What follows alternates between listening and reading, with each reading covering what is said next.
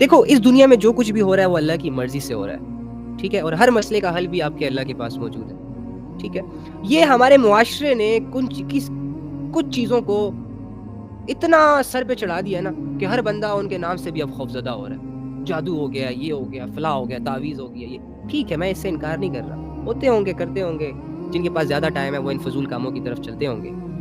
لیکن آپ کے پاس ایک شعور ہونا چاہیے، ایک یقین ہونا چاہیے کہ میرے ہر مسئلے کا حل، میری ہر پریشانی کا توڑ میرے رب کے پاس ہے. اور دوسری بات، ہماری امت کو اتنے وظائف میں لگا دیا گیا ہے نا کہ بس یہ تسبیح ہے جی، اسے تم 70,000 مرتبہ دانوں پہ گنو گنو گنو گنو، تمہارے سارے مسئلے دور ہو جائیں گے. حالانکہ اس بندے کی نمازیں نہیں سیکھ، حلال حرام کا نہیں پتا، سارا دن گناہوں میں انوالو رہتا ہے، ٹھیک ہے. اس کا ملے گا فائدہ اس سے جو تسبیح گھما رہا ہے. لیکن مین چیز یہ ہے کہ آپ کے دل اللہ سے جڑنے چاہیے، آپ کو اللہ پہ ٹرسٹ آنا چاہیے، آپ کو اللہ کا ایک ایسا کنیکشن فیل ہونا چاہیے کہ جسے آپ فیل کر سکیں. آپ کو اللہ ایسے انجان نہیں لگنا چاہیے، ٹھیک ہے. تو اللہ کے ساتھ آپ کا اگر تعلق ہونا تو آپ کے یہ جتنے بھی مسئلے ہیں اسٹریٹ فارورڈ اپنے الفاظ سے اللہ کے سامنے رکھیں کہ اللہ میری خالہ پر یہ مسئلہ ہے، میری امی پر یہ مسئلہ ہے، میں کیا کروں، مجھے کچھ نہیں پتا، میری غفلت کہ میں نے علم نہیں سیکھا. اوکے فائن، میں مانتا ہوں اللہ میں عاجز ہو کر آپ کے پاس آیا ہوں، میرا یہ مسئلہ دور کر دیں. پھر ویٹ کیا کرے اللہ رب العزت کے فیصلے کا.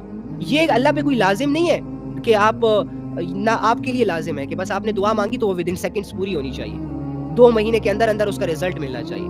ارے بھائی، اللہ رب العزت نے انسان پیدا کیا اور پھر اس سے غافل نہیں ہے. وہ بہتر جانتا ہے کہ ایک انسان کس سچویشن میں زیادہ بہتر ہے. جو لوگ معذور ہوتے ہیں نا، اب سب کو نظر آ رہا ہوتا ہے، جو لوگ اللہ سے مایوس ہوتے ہیں اکثر وہ یہ بھی کہہ دیتے ہیں کہ اللہ کتنا ظالم ہے، معاذ اللہ، کہ اس کو ٹانگیں ہی نہیں دی، اس سے ٹانگیں چھین لی اور پیدا کر دیا، بھیج دیا اس دنیا میں ذلیل ہونے کے لیے، دوسروں پر بوجھ بنا دیا.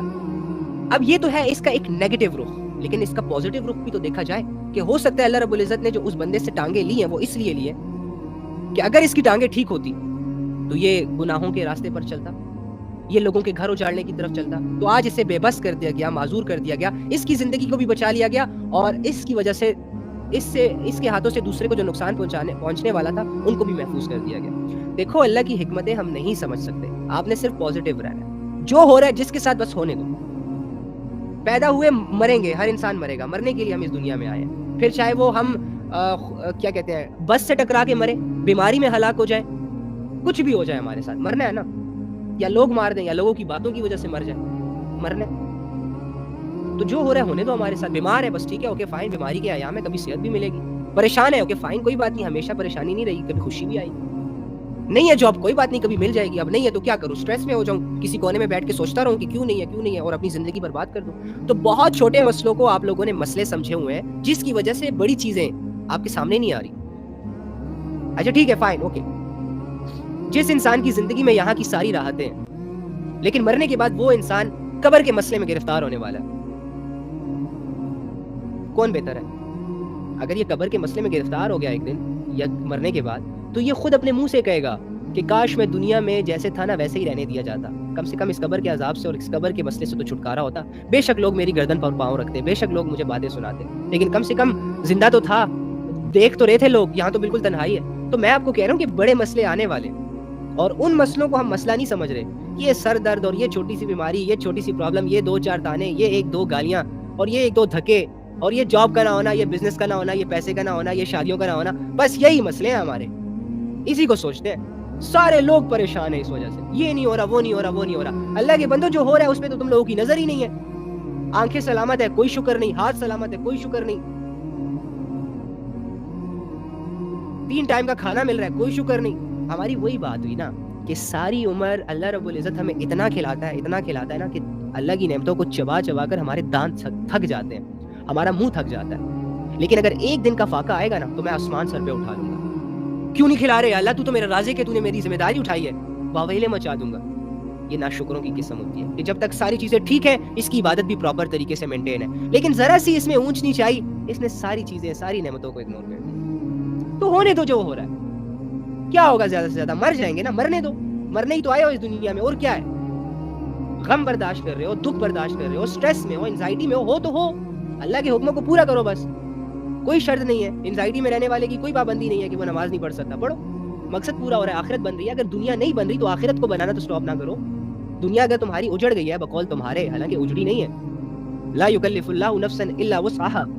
وہی والا سسٹم ہے بھائی کہ کسی انسان پر اللہ رب العزت کسی بھی انسان کو اس سچویشن کے حوالے نہیں کرے گا. میں آپ کو کتنی دفعہ سمجھاؤں کہ یہ آیت صرف تلاوت کرنے کے لیے نہیں اتری, یہ آیت دل پر لکھنے کے لیے اتری ہے, عمل میں لانے کے لیے اتری ہے, یقین کی نگاہوں سے دیکھنے کے لیے اور سمجھنے کے لیے اتری ہے. لا یکلف اللہ نفسا الا وسعها, کہ میں کسی بھی انسان پر وہ بوجھ نہیں ڈالتا جو وہ بوجھ اٹھا نہ سکے. یا اگر سمجھانے کی حد تک میں کسی بھی انسان کو اس بیماری میں نہیں ڈالتا, میں کسی بھی انسان کو اس آزمائش کے حوالے نہیں کرتا, میں کسی بھی انسان کو اس مصیبت کے حوالے نہیں کرتا جس سے اس کے نکلنے کے راستے نہ ہو, یا جس میں وہ بے بس ہو جائے. جہاں وہ بے بس ہوگا میں خود آؤں گا اسے اٹھانے کے لیے. جہاں وہ گرے گا میں اسے اٹھاؤں گا, اگر اسے چوٹیں آئیں گی میں اس کا علاج کروں گا, اگر وہ چلنا بھول گیا ہو میں اسے دوبارہ چلنے کے لائق بناؤں گا. لا یکلف اللہ نفسا الا وسعها. یقین کیوں نہیں ہے ہمیں؟ کب کریں گے؟ مرنے کے بعد. مرنے کے بعد واللہ آپ کی ساری پرابلم, آپ کی ساری پریشانیاں آپ کو راحتیں لگنے لگ جائیں گی جب آپ وہ کریٹیکل سچویشنز دیکھیں گے, جب لوگ اپنے اعمال کے باعث اپنے پسینوں میں ڈوب رہے ہوں گے.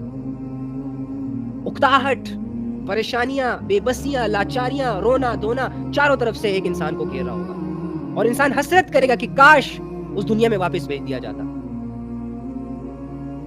یہ چھوٹے چھوٹے مسئلوں کی وجہ سے جوانیاں تباہ ہو رہی ہیں, یہ چھوٹی چھوٹی خواہشوں کی وجہ سے نسلیں برباد ہو رہی ہیں.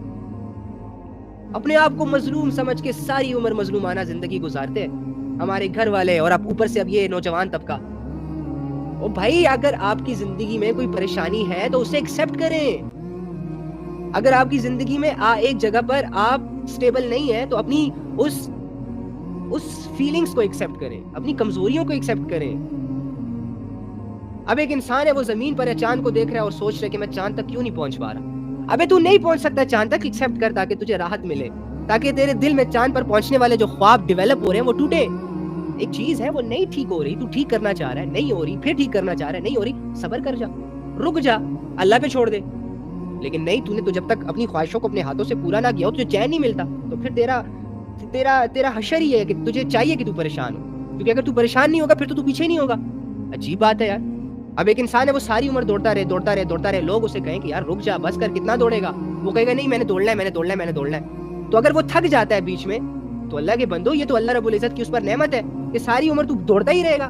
یہ تھکاوٹ تیرے لیے اسی لیے ہے کہ تاکہ تیری جو ایک روٹین ہے وہ تھوڑی ڈسٹرب ہو, جو کہ صحیح نہیں ہے, اور تجھے ادھر ادھر نظر دوڑانے کا بھی موقع ملے.